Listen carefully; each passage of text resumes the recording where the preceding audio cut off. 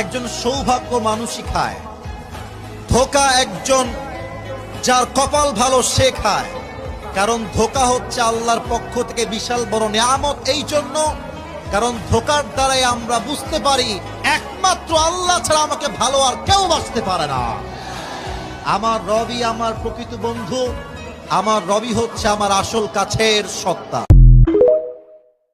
কারো জীবনে অন্যায়ভাবে এতটুক দুঃখের কারণ হয়েন না যে তার চোখের পানি আপনার নামে বিচার হয়ে রবের দরবারে শুধু সিজদায় সে যেন বিচার না দেয়। কারো দুঃখের এতটুক কারণ হয়েন না সে বাধ্য হয়ে চোখের পানি ফেলে আপনার নামে রবকে যেন নালিশ না করে।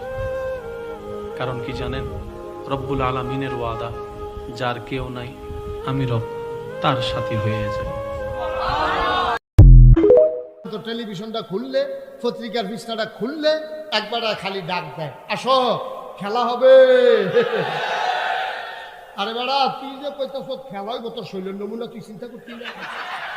তোর যে ওপেনার সার্জারি হয়েছে, তোরে খেলা করার লাগে দুইজনে দৌড়া। হ্যাঁ, যে কদম দেয় পাও হালায় একখানো পরে গিয়ে আর একখানো, হ্যাঁ তার ফ্যান বেড়াইয়া দুলে, হ্যাঁ ব্যালেন্স নাই। হেই লোকটা মঞ্চ বেড়াইয়া লইয়া ফুটে থেকে দুপুর হইয়া, হেই লোক যদি কয় খেলা হবে, সে তুলনের কথা না করছে। হ্যাঁ, পারিবারিক জামাই বউ কাজা লাগছে, এর ভিতরে তারা কেমনে জানি বিচারকরা বার করে লাইছে, কারা আওয়ামী লীগ করে কারা বিএনপি করে, বেড়া বেড়ির ভিতরে লাগাই দিছে ফ্যাস। আওয়ামী লীগের তারা বেড়ার পক্ষ লয়ে লাইছে, বিএনপির তারা বেডির পক্ষ লইয়া লাইছে। বিচারটা হলো ফিটাফিটি না, মনে হয় যেমন বুট চলতে আছে।